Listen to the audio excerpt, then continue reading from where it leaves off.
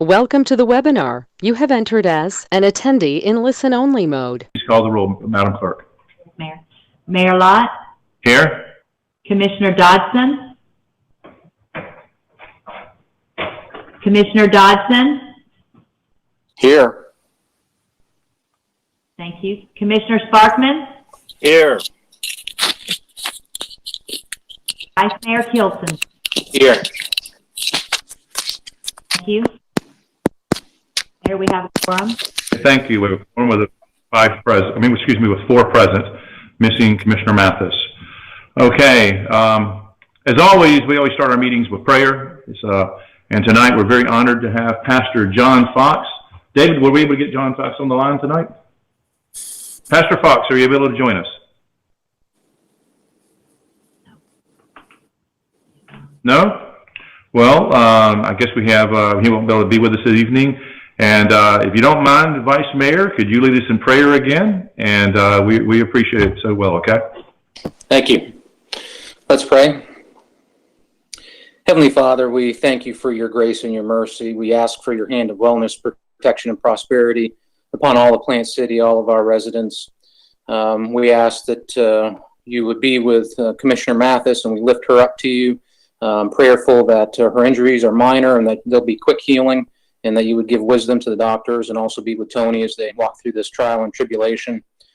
Father, we're prayerful for an end to COVID-19, that those that are struggling with it, that you would heal them and make them well. For all the rest of us, that we would make wise decisions that keep our families and community safe. We thank you for all your wisdom and guidance as it relates to that and all the decisions that we make. We also, Father, are prayerful and have heavy hearts about all the challenges that face our entire nation as it relates to what's been happening lately with the protests. And here in Plant City, we just ask that you break down barriers that are between us, help us come together and have healthy dialogue about the challenges that we face, that we can make Plant City even better than it is today, and a place that everybody continues to want to live, work, and play. And we know, Father, that you'll guide the way for us. And we thank you and we ask all this in your name. It's in your name we pray. Amen. Amen. Vice Mayor, thank you so much. We appreciate it. And now that we have the flag up, thank you, Madam Clerk. Let's say the pledge to our flag. Attention, salute, pledge. I pledge allegiance to the flag of the United States of America and to the republic for which it stands, one nation, under God, indivisible, with liberty and justice for all. Thank you very much.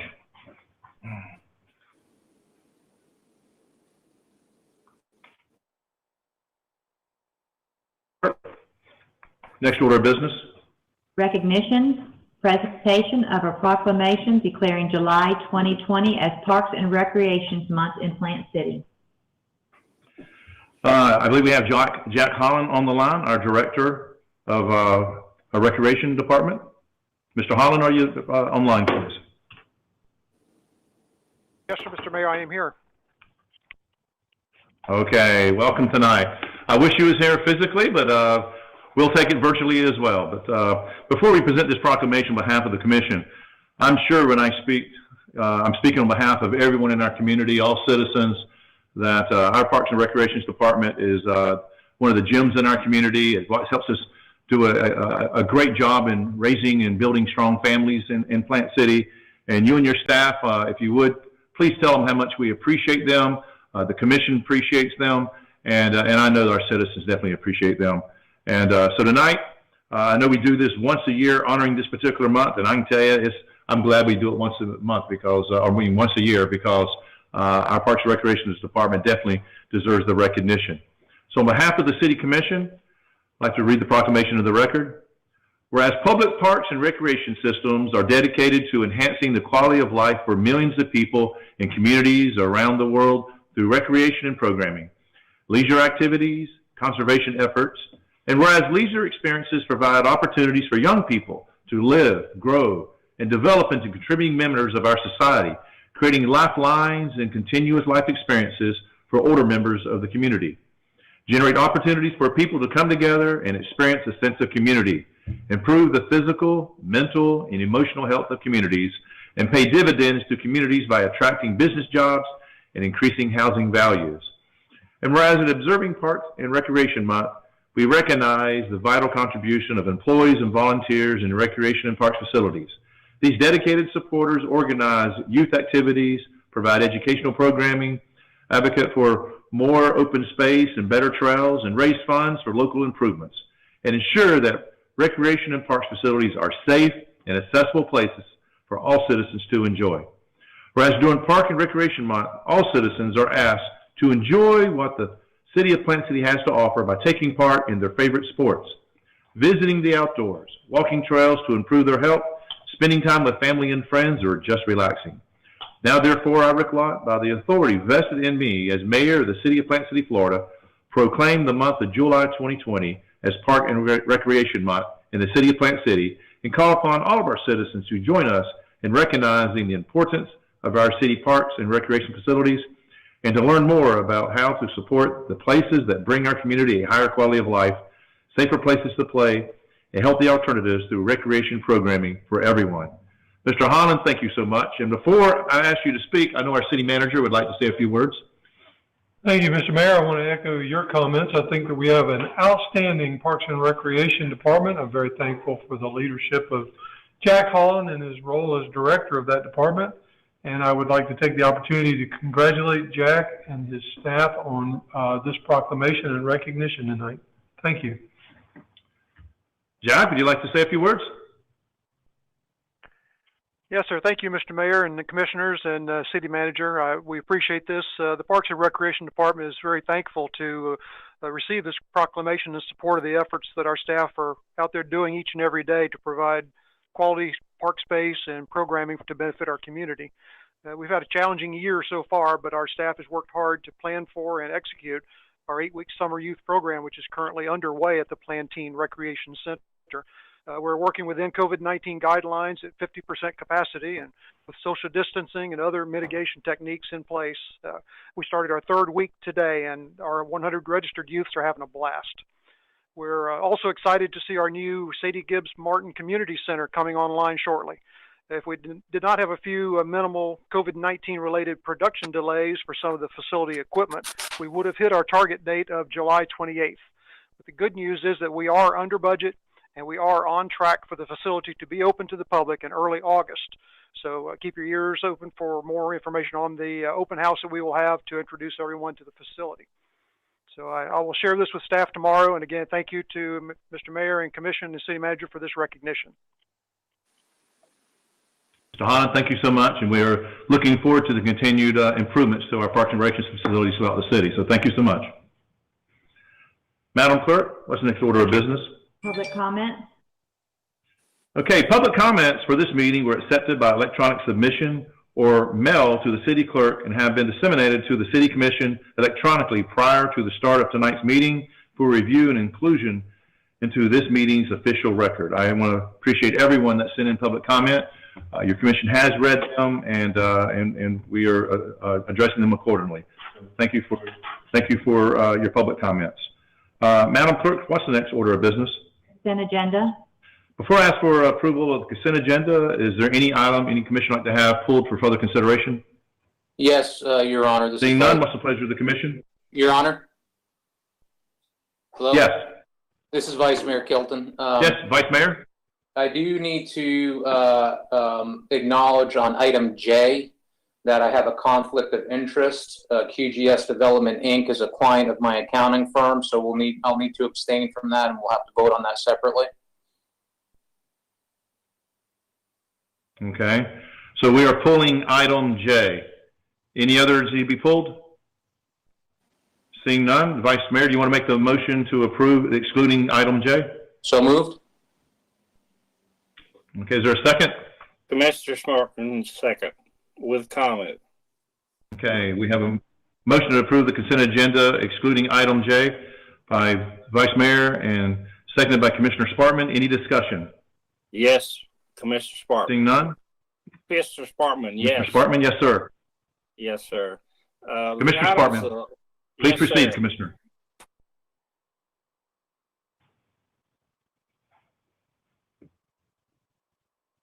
Did you have any comments, Commissioner Sparkman? Yes. Can you hear me now? Hello? Oh, I can hear you now, sir. Okay. We can hear you now, sir. Okay. I had it on, but it just wouldn't work. So anyway, my comments are, I have said on several occasions, I don't think that large expenditure items should be in the consent agenda. So I would ask that the city manager go through the large expenditure items, the amount, and for what reason we are spending city taxpayer dollars. And I want this to be discussed in this forum before we. It looks great. I think most of it, or all of it, will be very well received and excited about the city citizens. But I think we need to have the discussion before the vote from the city manager. I think that's a great idea, Commissioner Sparkman. Mr. City Manager, Commissioner Sparkman would like for you to go through the capital expenditure items in the consent agenda. And I would say that we might as well go ahead at this time. Well, no, we'll wait for item J next, okay? Okay, thank you, Mr. Mayor, and thank you, Commissioner Sparkman, for this opportunity. I'd be very happy to go through in detail these things. We do have a very exciting consent agenda tonight, and some of these are spread out over various items, so I'll just try to amalgamate them. One of the bigger projects in the consent agenda allocates funding for the Roseland Park Stormwater Drainage Improvement Project. That allocation allows us to move forward with bidding and construction of this much-needed infrastructure improvement. As you all know, flooding in Roseland Park is a long-standing issue, and we are now in a position to address that problem and deal with the significant negative impacts this neighborhood experiences during periods of heavy or sustained rainfall. This project not only includes the drainage improvements, but also includes funding for construction engineering and inspection services, as well as curb and gutter installation and complete reconstruction and resurfacing of all streets in the Roseland Park neighborhood. All told, this is roughly a $2 million investment in infrastructure repair in the Roseland Park neighborhood. Another large capital project here allocates funding to move forward with bidding and construction on improvements to the north municipal parking lot at the depot and the Mahoney Street parking lot. These improvements to those parking lots will include a complete rebuild, repaving, more efficient parking arrangements, improved lighting, and improved landscaping. In the north municipal parking lot, the project will also address long-standing drainage problem that has seen a large section of the parking lot retain water, thereby reducing available parking spaces and impacting the many events held in that particular parking lot. All combined, these parking lot projects are over $500,000 in expenditures. This also, the consent agenda also allocates funding to move forward with bidding and construction of a new paved parking lot and a pedestrian bridge across the East Side Canal in the city's dog park on Calhoun Street. In addition to the parking improvement and the new pedestrian bridge, this project will also improve drainage on the east half of this park and will provide for improved lighting over the parking area, the dog runs, and around the canal. All told, this project is in the $200,000 to $250,000 range. The consent agenda also allocates funding to move forward to bidding and construction of a new cemetery retaining wall along North Wheeler Street between Spencer and Hillsborough Streets. That project will replace the unsightly and deteriorating retaining walls in this area. It adds a sidewalk and also provides for repaving the roadway in the project area. That project is around $300,000. The consent agenda also allocates funding to move forward to bidding and construction of a significant drainage improvement project on North Franklin and English Street, adjacent to the Wilson Elementary School. The project will alleviate another long-standing drainage problem that impacts both the surrounding neighborhood and the school. That project totals about $850,000. The consent agenda also provides for a contract, and later in the CRA we'll do a budget adjustment to allocate funding for an outdoor fitness center to be installed on the south side of the Brewer Park Pond. The adjustment to the budget that will come in this contract allows us to accelerate a CIP project by several months, and thereby also allows us to accelerate a companion project in the upcoming fiscal year to do a similar equipment installation at Cooper Park. The Cooper Park project is planned as a fitness trail installation rather than the outdoor fitness center configuration that we'll put at Brewer. Those two things will provide users with an option of how to utilize these new exciting fitness amenities. And tonight's action on the Brewer Park funding means that by this time next year, our city will have 2 outstanding walking trails with outdoor fitness equipment installed for public use. This type of amenity will promote physical fitness and well-being of our residents and increases the amenities in our beautiful walking trail parks.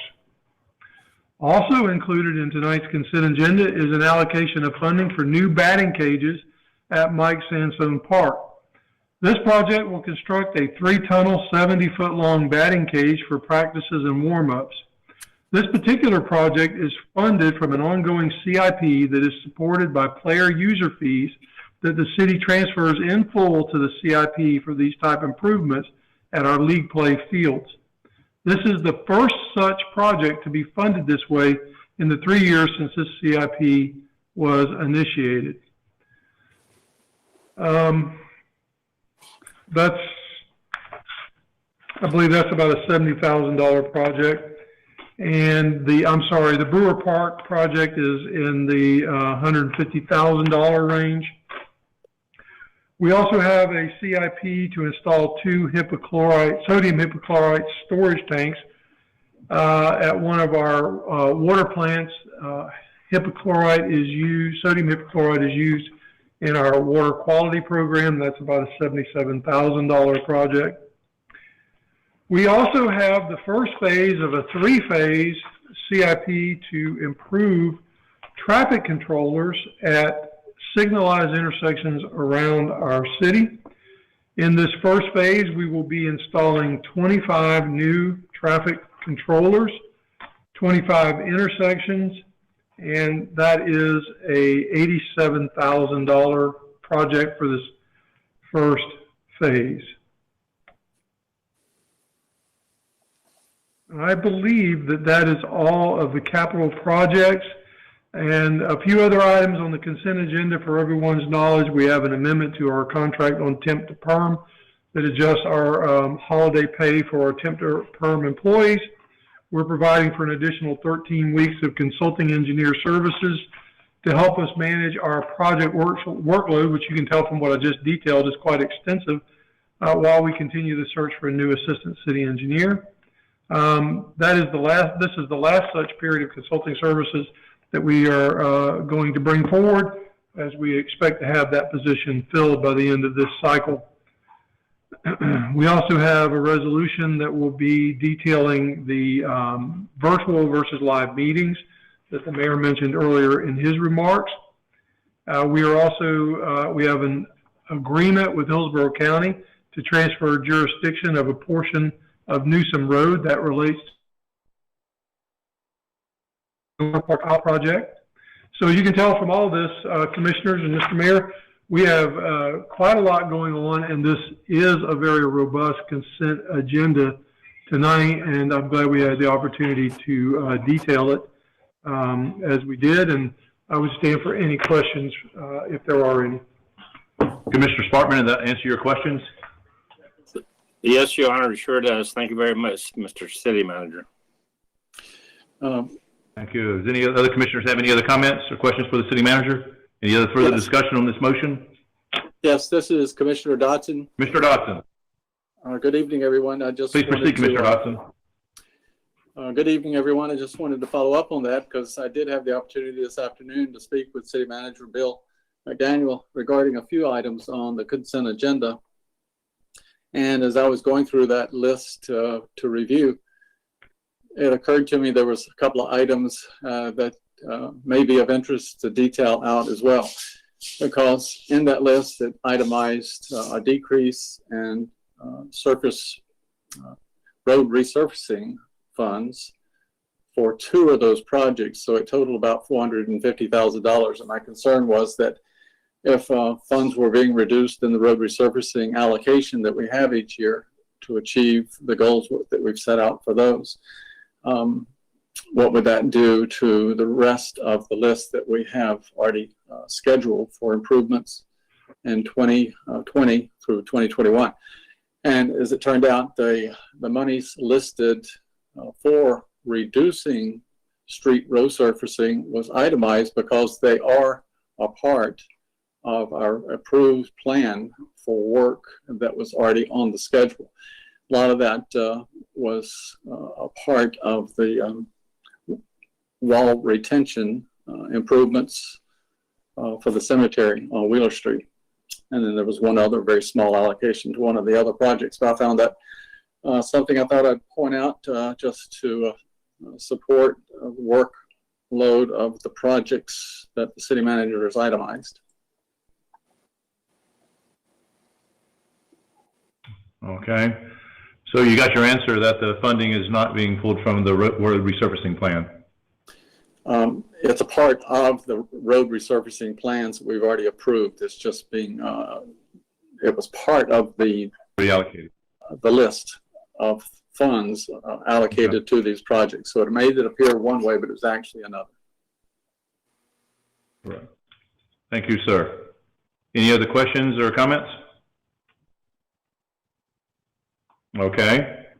We have a motion to approve the consent agenda by the Vice Mayor and seconded by Commissioner Sparkman.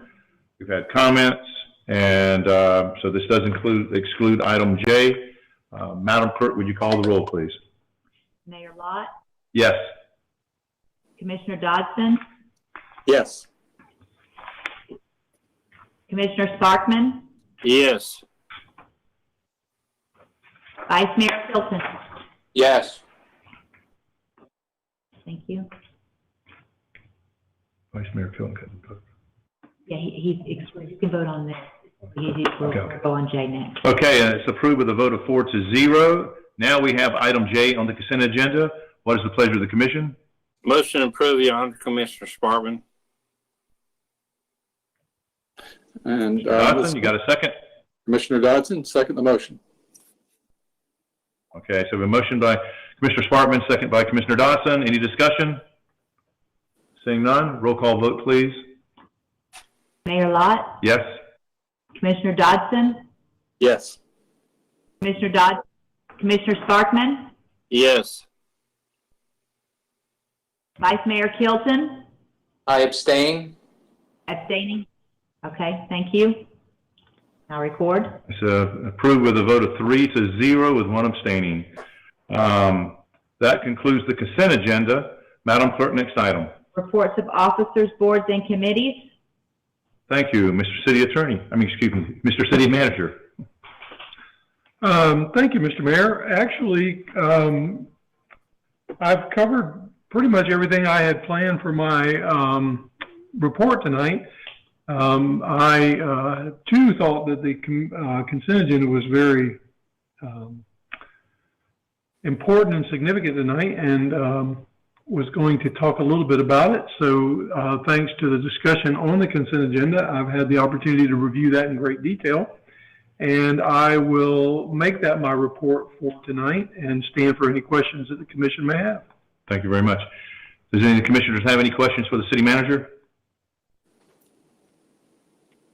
Okay, thank you very much. City Attorney? Mayor Lott, did you want me to speak on today's EPG order? Yes, go ahead and go forward. Sure.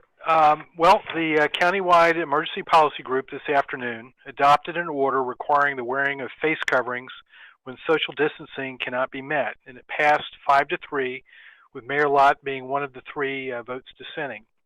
As amended, it is only enforced against businesses, not individuals. Business operators are required to deny admittance to any indoor business location when the person cannot comply with the order by either wearing a face covering or practice social distancing. They're also required to compel the removal of any person who failed to adhere to the requirements of the order. There are a number of exceptions in the order, such as where wearing a face covering would prevent someone from doing their job, or where wearing a face covering would cause impairment due to an existing health condition. The order has a 7-day expiration date and must be renewed every 7 days. I think the intent was that it was going to be renewed on Thursdays, so I'm not sure, but I think the first period would then have to be 10 days. But as soon as I receive a copy of the order as revised this afternoon, I'll be happy to provide the city clerk and the city commissioners with a copy. That's my report. Mr. City Attorney, I spoke with County Attorney Christine Beck, and she said that the mandate goes into effect at 5 p.m. on Thursday. It does not include nonprofits, does not include churches, religious organizations, and does not include government entities. All the government entities, such as municipalities, schools, and so forth, they have their own mandates that they will put in place to make sure they assure safety during COVID-19. I would like to expand more on this when the time occurs. We're waiting for the final document. We should have it tomorrow. But in its setting, though, it's designed for companies. It's an indoor policy. It's not an outdoor policy. It's an indoor policy to where when someone is going into a facility, okay, or a business that greets the public, okay, would require that individual to wear a face mask, and it can be any type of face mask as long as it covers the nose and mouth, unless that individual is exempted. And there's quite a few exemptions. It could be someone has asthma, an allergy, they have COPD, they have anxiety. There's quite a few issues. We want to make sure they can be hearing impaired, and it could be that they have trouble breathing. So if they have trouble, we don't want anyone wearing one if they're having trouble breathing. Okay, and so we do not. The order is written where an individual cannot be cited for anything. If we find that a business is not adhering to the social distancing guidelines and requiring those people that can wear a mask, okay, not excluding the exceptions they have, then that business could be cited after several warnings and so forth. So anyhow, we're still learning exactly how this will be implemented and how it will be effective. But what will happen is that starting this Thursday, and it goes into effect at 5 p.m., then every Thursday after that, it would have to be renewed for it to stay in effect. So the data and the numbers will be shared once every 7 days, and then the EPG would be required to renew it on a 7-day policy. So this is not something that's in effect for perpetuity, but it's in effect for 7 days at a time. Again, we want everyone to work together on this and make sure that we do what's right and we're healthy for our community, and wear a mask when you can, if you can. Again, it's not in the outside areas though. It's only when you're inside, a business or a building, and it affects those employees that are having face-to-face interaction with the public to enter the building. So we'll get more information out to you. Hopefully, I didn't confuse you more than what it probably sounds, but we will do our best to make sure we get a very clear and concise guidelines of how to implement the mandate that was voted on today by the EPG. But Mr. City Attorney, thanks for bringing that up, and I appreciate it. Do you have any other report? Thank you, Mayor. No, I have no further report. Commissioner Sparkman with comment. Commissioner Sparkman with comment. Can I, Commissioner Sparkman, can I ask the city clerk, then I'll start off with you? No, sir. I think I'm responding to the report of the city attorney. Oh, okay. I'm sorry. Okay. Commissioner Sparkman. So what we're doing, Your Honors, we're putting the burden of all this on small businesses. So it's any business, whether it's a restaurant or hardware store or anything of that magnitude, we're putting the burden on small business and putting more liability on them and costing them more to operate their business when they're already struggling. Is that my understanding? Yes, sir. You're exactly correct. And that's one. Mr. City Attorney? I think you were about ready to say the right answer. No, it is. The order applies to businesses. It doesn't apply to individuals. So you're right. The burden is going to be on the businesses to enforce it. I think the logic was they did not want the law enforcement to get involved with enforcing it against individuals. So they wanted to place more of the burden on the businesses to enforce it, and it would be less of a burden on the law enforcement. But clearly, it is a burden on businesses to assure compliance, and that was in the order even before it got amended today. Well, thank you.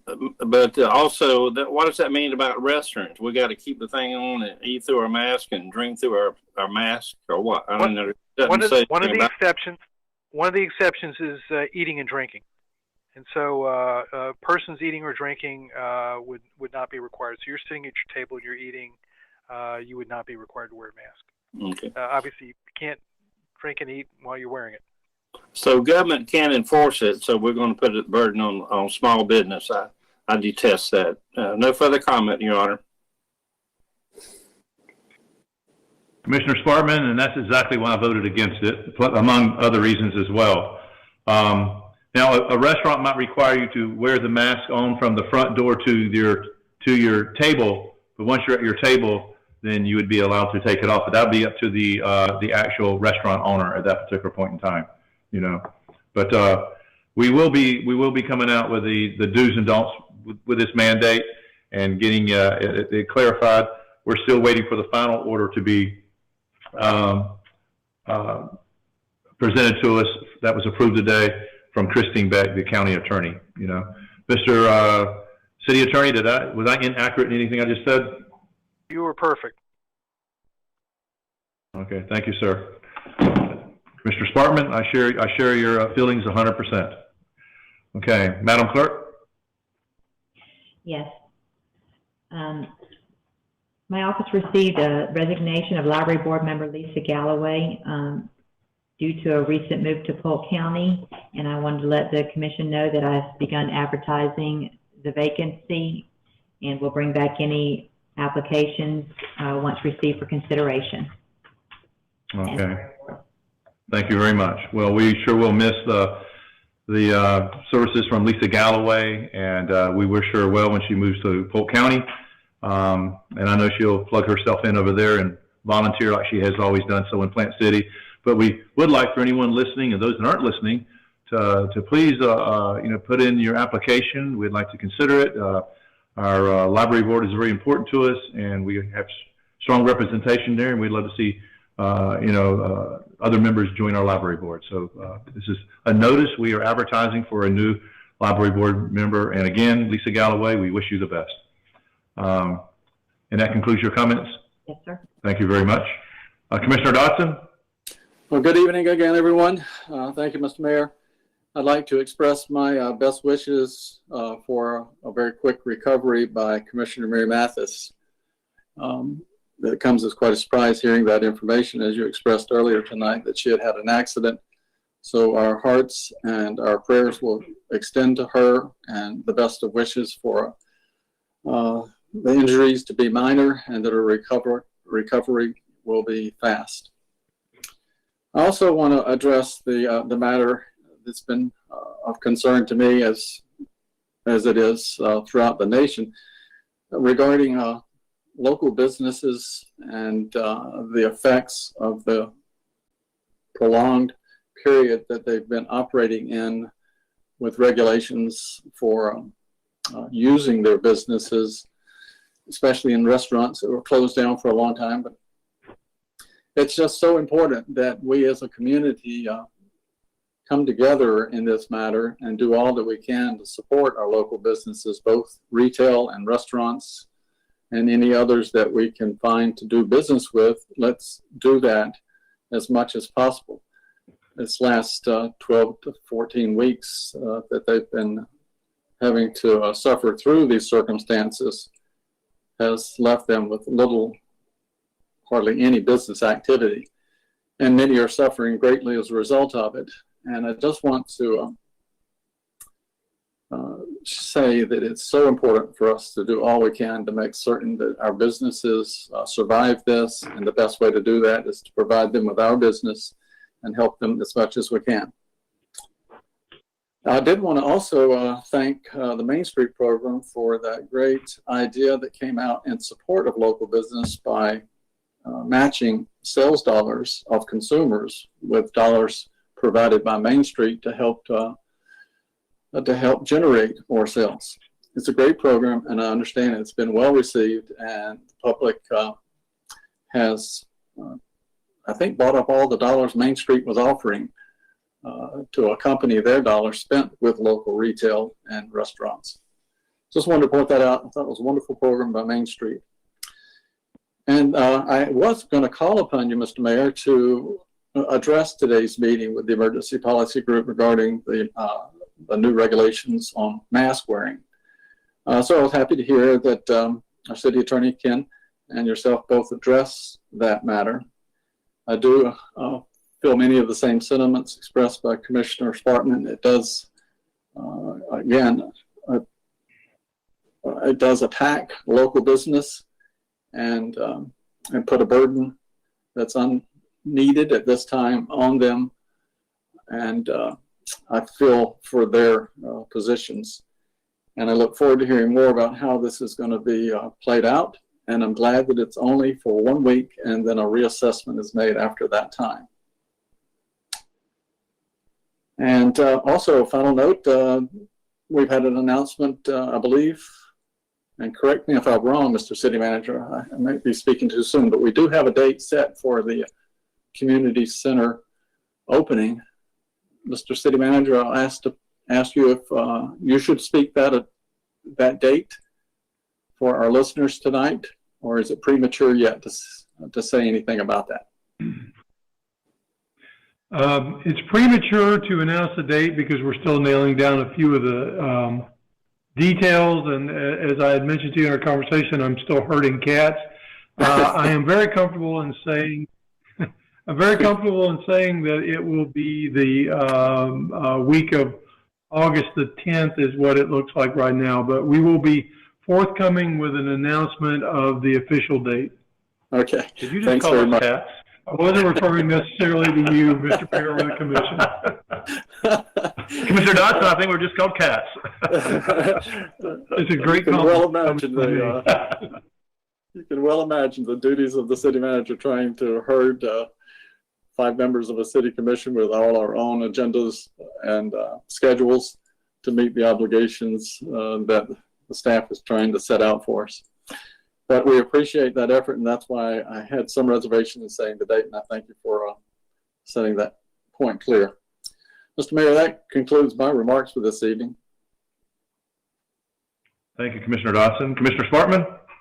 Thank you, Honor. I have a few comments. I think I've probably said enough tonight, but I didn't understand that the commissioner, the city manager was talking about hurting us as cats.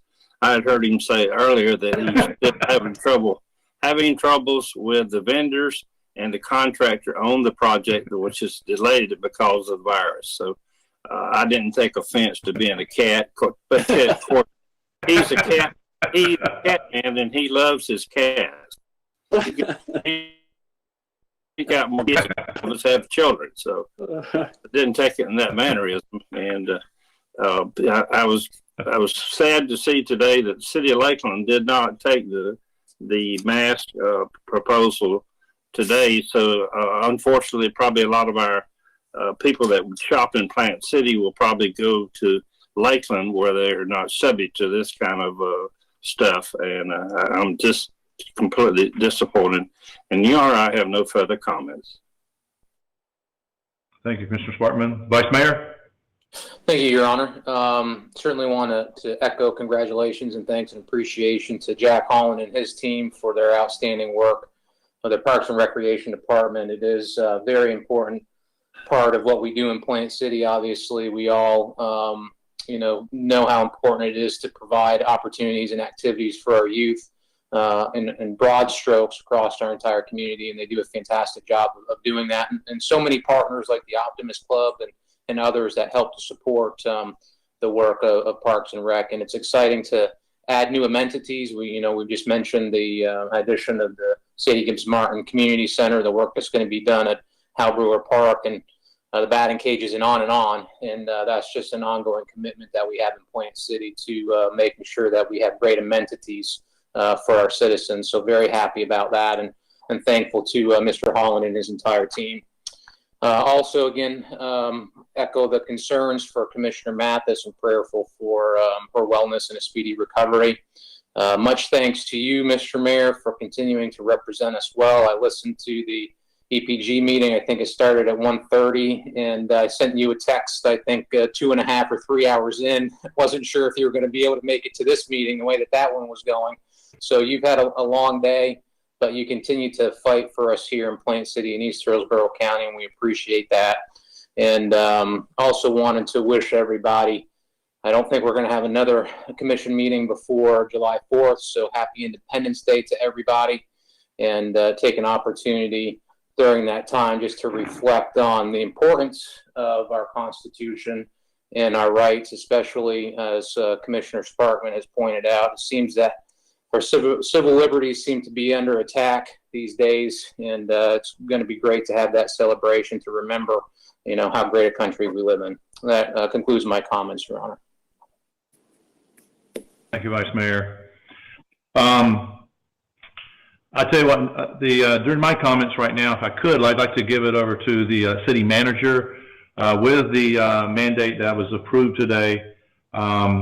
One of the things that we want to make sure of is that for those businesses and citizens that are in need of face masks, that we can do our public service and our best as a city to help them meet that obligation. So, Mr. City Manager, I think you have a new program you're announcing tonight for face masks in Plant City. Thank you, Mr. Mayor. Yes, the city is in possession of a very large quantity of face masks, and we are working with our community partners to provide them for distribution to businesses that might need them. And then we're also going to be announcing a plan on our social media and web pages tomorrow, detailing where they would be available to individuals that might want to avail themselves. I've already had communication with our Chamber of Commerce and with Plant City Main Street. I'll be delivering several thousand masks to each of those organizations that they will in turn distribute to their business clientele, and we stand ready to provide more as necessary. And then I'll be announcing various city publicly open buildings where masks can be obtained. And again, I anticipate getting that information out tomorrow via our various social media channels and our webpage.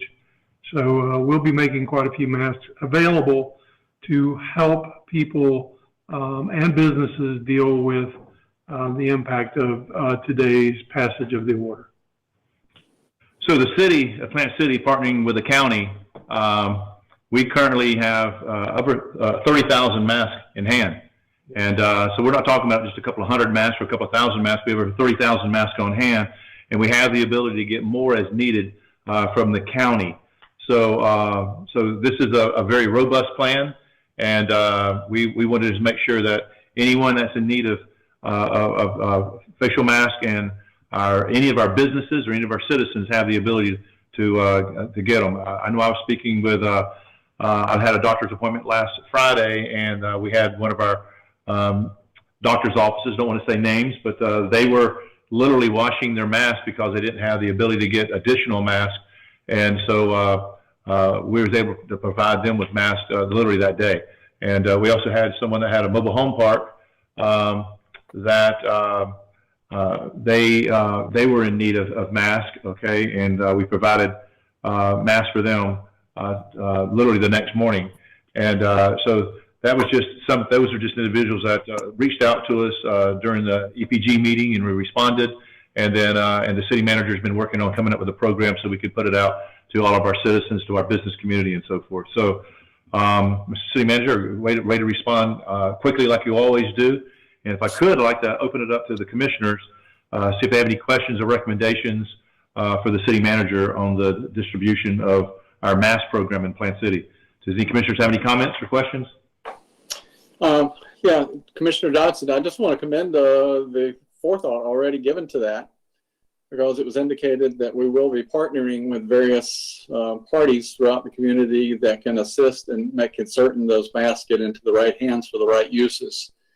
So it won't be just a direct distribution of those masks out of City Hall, but we will be seeking and assigning assistance. And so that value is then multiplied throughout the community, so access is easy, and it will only simply require an ask, and it'll be supplied. So I think it's a worthy program.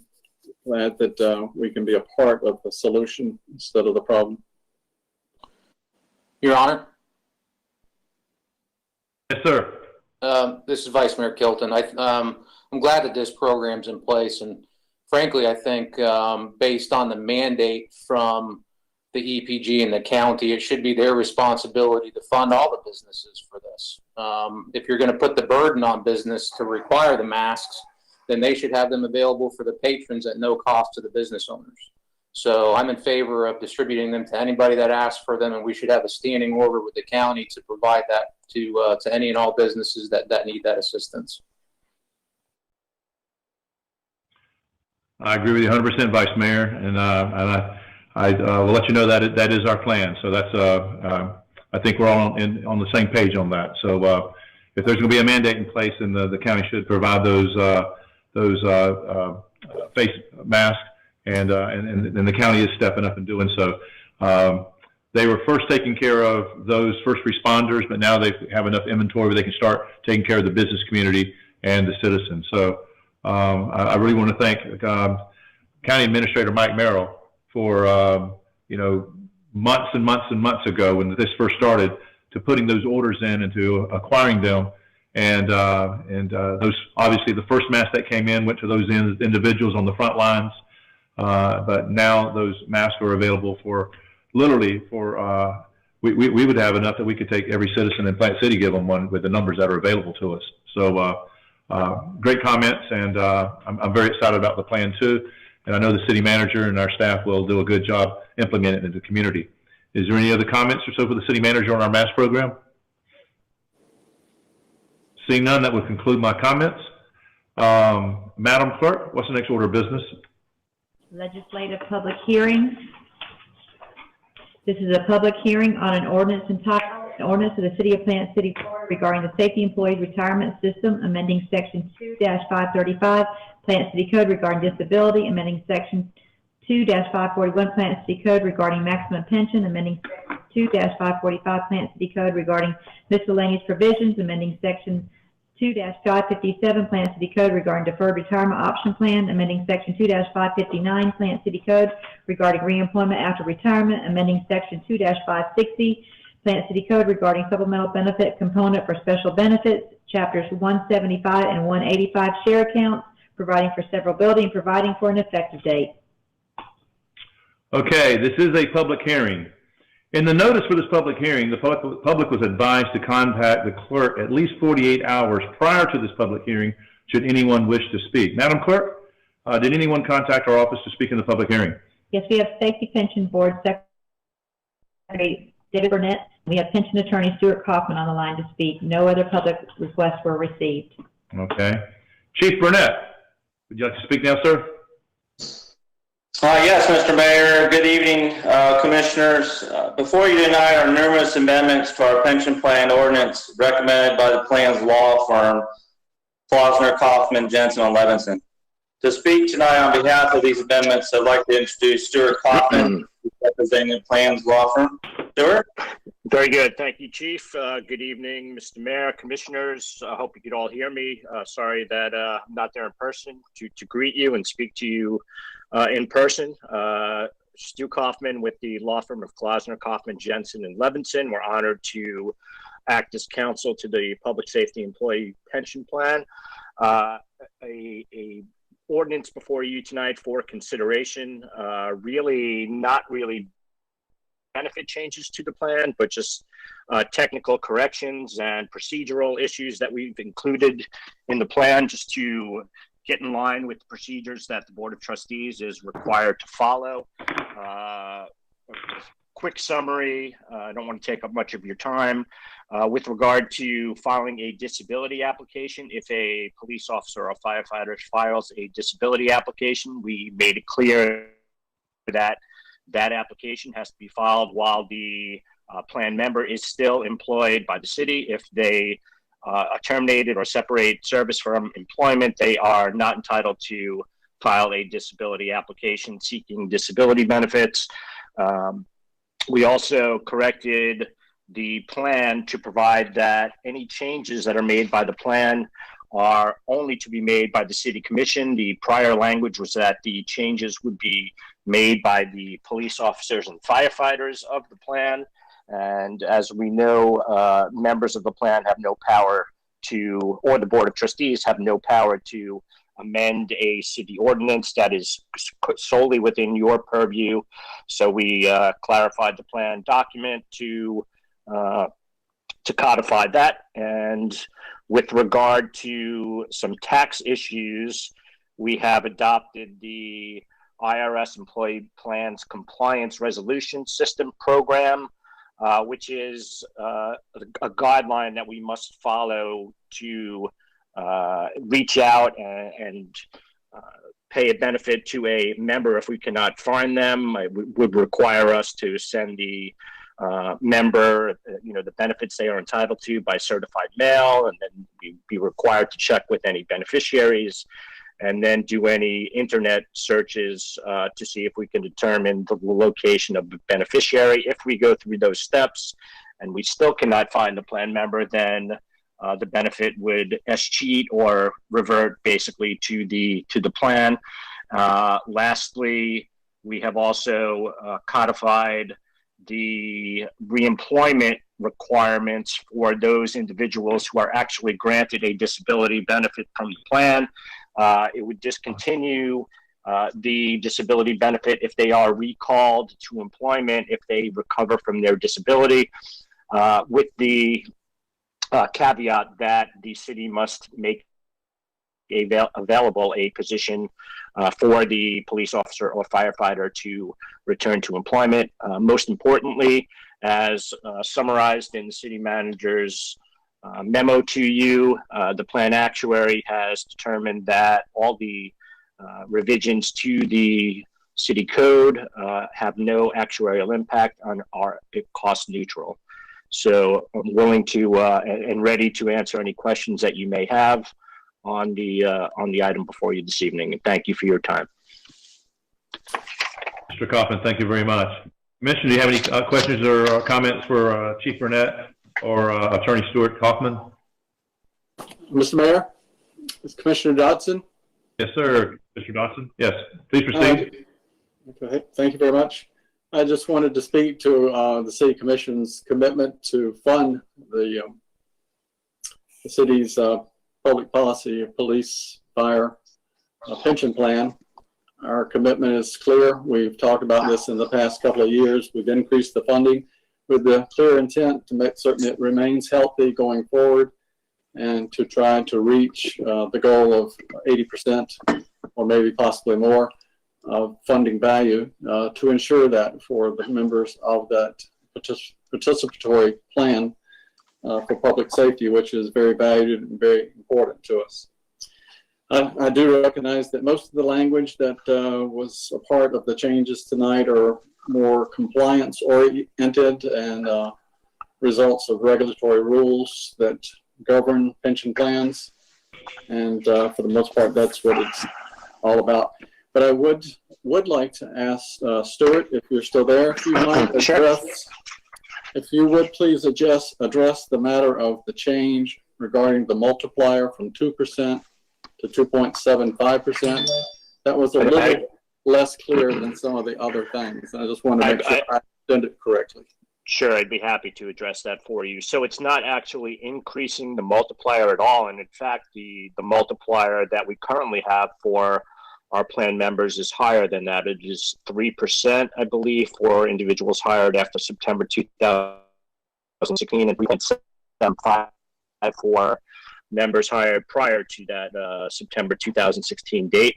What this provision provides is that, and it's in the workers' compensation and disability section of the code. So if somebody receives a disability benefit and they also receive a workers' compensation benefit, some of those two benefits cannot be more than 100% of their final average compensation. If it is above the 100% of final average compensation, we are required to offset the pension benefit so that it is not more than the accrued benefit.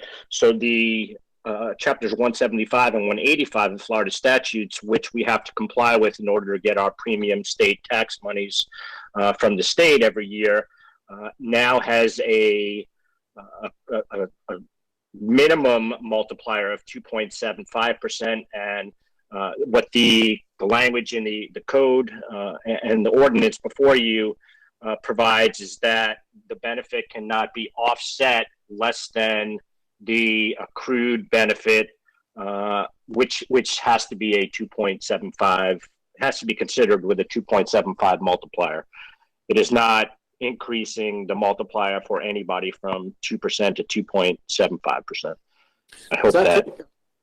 Mr. Kaufman, does that take into account the two-tier plan that's in place now? Isn't there a difference between the older plan and the new revised plan that's more recent? Yes, but the offset, the workers' compensation offset is the same in both instances. All right. All right. Well, thanks for clearing that up for me. I appreciate it. Absolutely.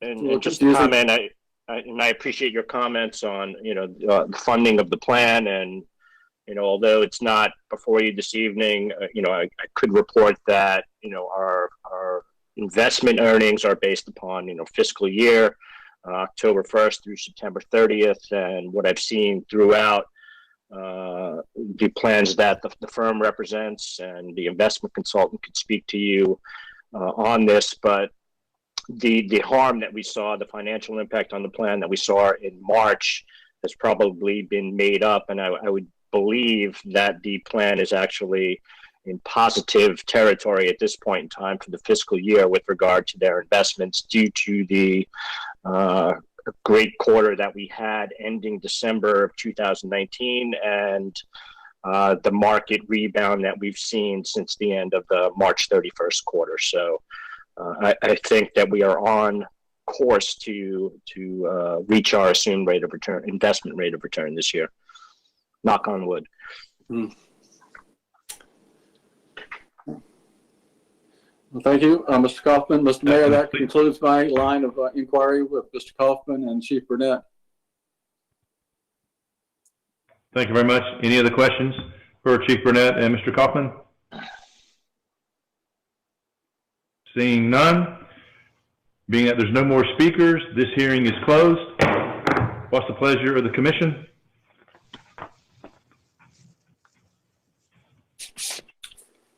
Commissioner Sparkman, I make a motion to approve with the statement that I am a member of the Board of Trustees.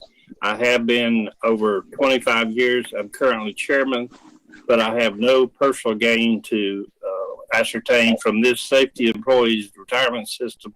So I have the right to vote for this tonight. Thank you. Thank you, Commissioner Sparkman, and thank you for your 25 years of service on there. Is there a second? Mr. Mayor, I'll be happy to second it, but I know we have a second member of our commissioner with Vice Mayor Kilton that also serves on that Safety Employees Pension Plan Board of Trustees. So I leave it to him to make that second if he chooses. Vice Mayor? Second. Okay. We have a motion and a second by Commissioner Sparkman and Vice Mayor Kilton. Is there any other further discussion? Seeing none, Madam Clerk, please call the roll, please. Mayor Lott, Yes. Commissioner Dodson, Yes. Commissioner Sparkman, Yes. Vice Mayor Kilton. Yes. Thank you. Yes, approved with a vote of 4-0. Madam Clerk, next item. This is a public hearing on an ordinance entitled, an ordinance of the City of Plant City, Florida granting an exemption from certain ad valorem taxation for Garland LLC, a new business, providing a short title, providing for definitions of terms, providing for and finding that all requirements applicable to the granting of such exemption have been met, providing for the amount of revenue available from ad valorem tax sources for the current fiscal year, providing for the amount of revenue lost by virtue of the economic development ad valorem tax exemptions currently in effect, providing for the estimated revenue loss attributable to the exemption granted to Garland LLC, providing for the period of time for which the exemption will remain in effect and the expiration date of the exemption, providing for the requirements associated with granting and continuation of such exemptions, providing for applicability, providing for severability, providing for an effective date. Okay, this is a public hearing. In the notice for this hearing, the public was advised to contact the clerk at least 48 hours prior to this public hearing, should anyone wish to speak. Madam Clerk, did anyone contact your office to speak? Yes, we have representatives from Garland LLC along with Jake Austin with the Plant City EDC wishing to speak. No other public requests were received. If we could, let's go ahead and start with Jake Austin. He's the president and CEO of the Plant City Economic Development Corporation. Jake, good to have you with us tonight. Thanks, Mayor Lott. Thanks, city commissioners, our city clerk and city attorney. Wish, like others, we were there standing in front of me, but for the time being, we'll have to do this virtually. But I'm excited to talk a little bit about the project from the EDC standpoint. I understand we have a few other representatives from the company, so I won't dive too much into who they are and what they do. I'll give a quick overview and just look at some of the benefits that we see from the EDC from this project. Garland Food is a Miami-based food manufacturing company which imports fresh ingredients from various markets around the world to process over a dozen products sold in major supermarkets and food service chains in Florida and along the eastern seaboard. Garland Food represents a prospective new company to Plant City with no current operations in the city. As far as some of the economic development benefits from this project, as a manufacturer, the project aligns with the EDC's targeted industries for recruitment. As an importer, this project will increase regional port activity and foreign trade within Florida, which strengthens our international relationships, especially with key carriers. The project will generate at least 30 jobs and $6 million in capital investment to expand and retrofit the facility and purchase new manufacturing machinery and equipment. Based on analysis from our partners at Impact Data Source, the city of Plant City is projected to see a net benefit of nearly $300,000 over the next 10 years from this project. This estimate takes into account the exemption under consideration tonight. Based on these points, the EDC supports Garland Food in the project. We thank their executives for considering Plant City for their new production facility. And as we understand, there are several other communities that made this short list for this project.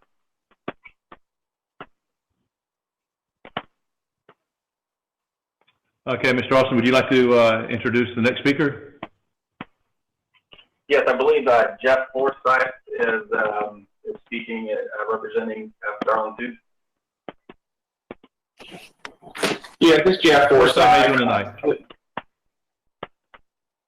Yes, this is Jeff Forsyth. I appreciate the time this evening. And Luciano, who's the CEO of the company, is also on the line tonight. We appreciate your time tonight and your consideration of this project for support. It's an exciting opportunity for Garland as they continue to grow their operations, and this may be a great fit for the community and the company itself. So, Luciano, do you have time to speak a little bit? Yes, good night. Thank you for allowing me to speak, Mr. Mayor, It's nice to hear you again, Mr. City Manager and Commissioners. I'm the President and CEO for Garland Food, company that's growing very rapidly, and we were in need for a second home. And after doing detailed due diligence, we found in Plant City the great place for us to invest in a property, expand our operations, and continue to employ Garlanders, as we like to call them. As it was stated earlier, we import raw materials from all over the world, Americas, Africa, Asia, Europe. We bring those raw materials to the US, we process them, employing US labor, we produce food, and that food is being sold through a variety of different trade channels. As stated earlier, our business is enjoying very healthy growth, and we're really looking forward to feeding that growth and answering to all of those needs through our new location in Plant City. I had an opportunity to present the profile of the company to Mr. Mayor and Mr. City Manager, and I received only but support and encouragement, which made me and my partners feel extremely comfortable with the decision of investing in Plant City. So we see this as the first step, and we're looking forward to working with all of you to engaging with the community in a deeper manner, and being welcomed, and creating a very bright future from here. So again, thank you very much, and I'm looking forward to shaking your hand in the near future when we can do so. Well, thank you, Luciano. We definitely appreciate you being here tonight, and I'd like to open up, see if there's any questions or comments from our City Commission. Mr. Mayor, Commissioner Dodson speaking. Please proceed, sir. Okay, thank you. I just wanted to comment to Mr. Luciano Lopez, as you have so well already in meetings along with the City Manager, that members of the City Commission that you've yet to meet also wish to welcome you and are happy for your success and your planned growth for the company. And I hope you recognize that the city is very much a supportive member of the growing business community. And so any and all things that we can do to assist in making your business viable and beneficial and easy to do business with, we would welcome having that opportunity to do so. Thank you very much, sir. I will definitely take you up on that, and I can see exactly what you're stating. So thanks for that. Any other questions or comments from the Commission? Okay. Being there's no other speakers, this hearing is closed. What's the pleasure of the Commission? Motion to approve, Your Honor. Commissioner Sparkman. Second, Vice Mayor Commissioner Sparkman. Do we have a second? And we have a second by Vice Mayor Kilton. Okay. Is there any other discussion? Seeing none, Madam Clerk, please call the roll. Mayor Lott? Yes. Commissioner Dodson? Yes. Commissioner Sparkman? Yes. Vice Mayor Kilton? Yes. Thank you. Well, Mr. Lopez, if you're counting votes, we just approved this 4-0. Welcome to Plant City, and we're so excited to have you here, and looking forward to you hiring members of our community and making your company very successful in our community. So again, I wish this was in person so we could all meet again, and but I'm sure as things open back up a little bit here and our meetings start opening back up, we would love to invite you back in so we can all, thank you for choosing Plant City and wanting to invest into our community. So thank you very much. Thank you, Mr. Mayor. Thank you, sir. Madam Clerk, next item, please. To go along with this item, we have a resolution approving an economic development ad valorem tax exemption agreement with Garland LLC. Okay. At this time, we have the resolution that needs to be approved. What is the pleasure of the Commission? Move for approval. Commissioner Dodson. Second by Commissioner Sparkman. We have a motion by Commissioner Dodson, second by Commissioner Sparkman. Any discussion? Seeing none, Madam Clerk, please call the roll. Mayor Lott, Yes. Commissioner Dodson, Yes. Commissioner Sparkman, Yes. Vice Mayor Kilton. Yes. Thank you. And again, that's approved with a vote of 4-0. Both the ordinance and the resolution is approved. Again, Mr. Lopez, thank you so much. We appreciate it, and we look forward to working with you in the future. And also, you know, I want to thank Jake Austin for his diligence and his team working with Garland Foods and making sure they had all the answers and information they needed to be able to make such a wise decision in choosing Plant City. So, Jake, please say thanks on behalf of the commission to you and your team, okay? Thanks, Mayor. Madam Clerk, next item, please. This is a public hearing on an ordinance entitled, an ordinance of the City of Plant City, Florida, granting an exemption from certain ad valorem taxation for Saputo Dairy Foods USA, LLC, an expansion of existing business, providing a short title, providing for definitions of terms, providing for a finding that all the requirements of applicable to the granting of such exemption have been met, providing for the amount of revenue available from the ad valorem tax source for the current fiscal year, providing for the amount of revenue lost by virtue of economic development ad valorem tax exemptions currently in effect, providing for the estimated revenue loss attributable to the exemption granted to Saputo Dairy Foods USA, LLC, providing for the period of time for which the exemption will remain in effect and expiration date of the exemption, providing for the requirements associated with granting and continuation such exemption, providing for eligibility, providing for several bills, providing for an effective date. Okay, this is a public hearing. In the notice of this public hearing, the public was advised to contact the clerk at least 48 hours prior to this public hearing should anyone wish to speak. Madam Clerk, did anyone contact our office to speak in this public hearing? Yes, we have representatives from Saputo Dairy Foods along with Jake Austin with the Plant City EDC wishing to speak. No other public requests were received. Thank you. Mr. Austin, welcome again to this public hearing. Thanks, Mayor Lott. Appreciate the opportunity to present to food manufacturing production companies to Plant City. I'll do similar to the first one. I'll kind of give a quick overview, high-level description of the company, and just some economic development benefits from the EDC perspective. Saputo Dairy is a Montreal-based food manufacturing company. In the U.S., Saputo ranks among the top 3 cheese producers and is one of the largest producers of extended shelf life and cultured dairy products. Saputo currently owns a large-scale production facility on Sydney Road in Plant City. And this project represents the company's need to expand their production capacity. There are multiple Saputo plants that potentially accommodate their expansion needs, but their preference is to expand here in Plant City. For some of the economic development benefits, as a manufacturer, the project aligns with the EDC target industries to recruit. The project represents actually the first project in Plant City that has qualified for the state's advanced manufacturing bonus to their qualified target industry program, which the city commission approved our last hearing, I believe.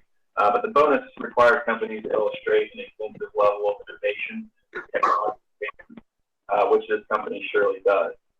The project will create a minimum of 54 new jobs, earning an average annual wage of over $54,000. The capital investment for the expansion is $77 million in facility improvements and manufacturing and machinery and equipment.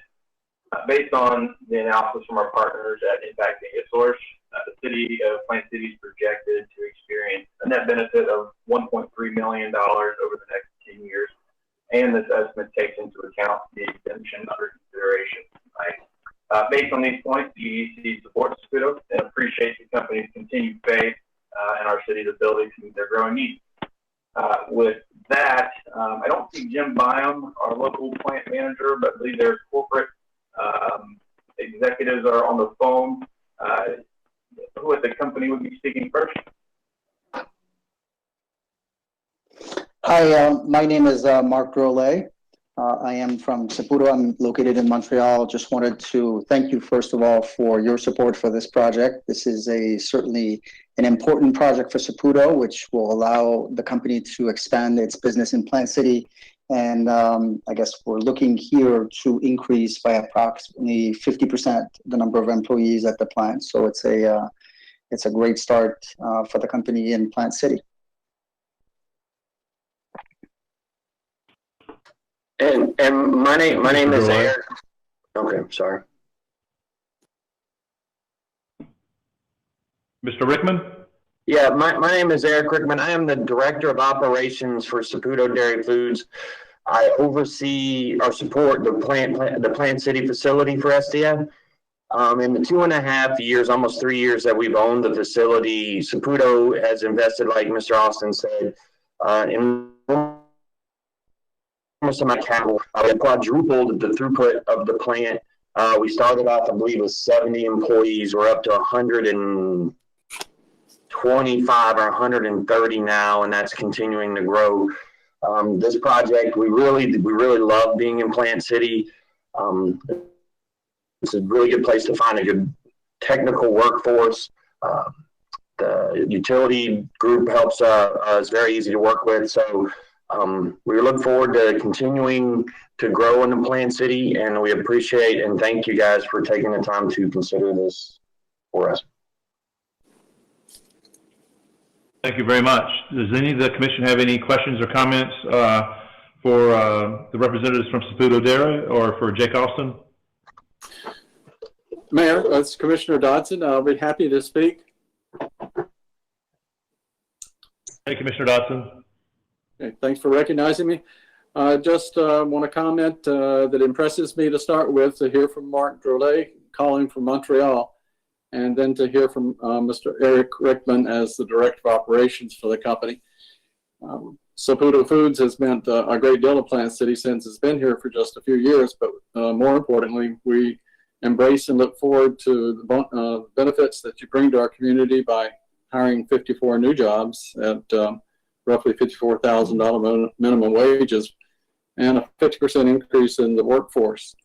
And the investment you've put into the buildings, or will be putting into the buildings and the equipment of $77 million speaks for itself. You have long-term plans to be here, and we want to be a part as a partner for you and making progress happen, and want your success to continue.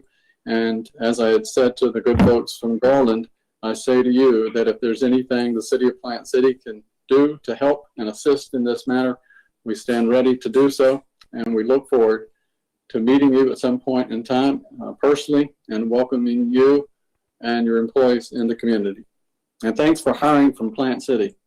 That concludes my remarks, Mr. Mayor. Okay. Thank you, Commissioner Dodson. Any other comments from commissioners? Thank you so much. Being there's no other speakers, this hearing is closed. What is the pleasure of the commission? Mr. Mayor, this is Commissioner Dodson speaking. I make the motion to approve the item ahead of us for the ad valorem tax exemption, and I assume we're going to take the resolution separately. The resolution will be separately, yes. Okay. Is there a second? Second, Commissioner Sparkman. Okay, we have a motion by Commissioner Dodson, a second by Commissioner Sparkman. Any discussion? Seeing none, Madam Clerk, please call the roll. Mayor Lott? Yes. Commissioner Dodson? Yes. Commissioner Sparkman? Yes. Vice Mayor Kilton? Yes. Thank you. Okay, with a vote of 4-0, the ordinance passes. Now we have the resolution. What is the pleasure of the commission? Vice Mayor Kilton, move to approve. Commissioner Dodson, second. Okay. We have the resolution, which is on the agenda, and we have a motion by Vice Mayor Kilton and a second by Commissioner Dodson. Any discussion? Seeing none, Madam Clerk, please call the roll. Mayor Lott? Yes. Commissioner Dodson? Yes. Commissioner Sparkman? Yes. Vice Mayor Kilton? Yes. Thank you. And it's approved with a vote of 4-0. Now we can celebrate, okay? And we want to thank both of you from Saputo for, obviously investing in us in the past and obviously choosing to invest in the future in us. And we're really excited about the growth here. What's really exciting out here as well is that this is obviously a great company for dairy products and so forth, but it's also a very high-tech company with a lot of high-tech jobs in there as well. So it's a vast array of jobs that are there. And so, again, we're looking for this expansion. We hope there's plenty for future expansions with this company as well. So, and again, congratulations. We're looking forward to this expansion.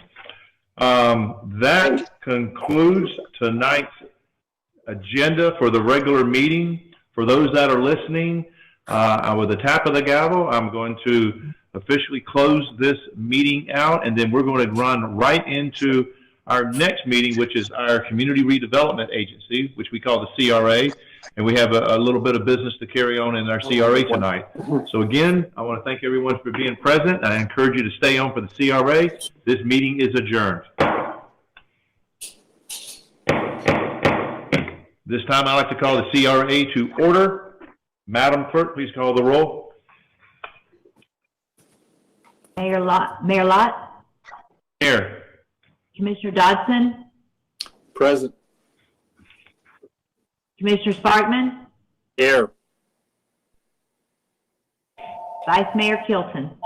Here. Thank you. Okay, we have 4 members, and we have a quorum. Okay. Madam Clerk, what's the next order of business? Public comment?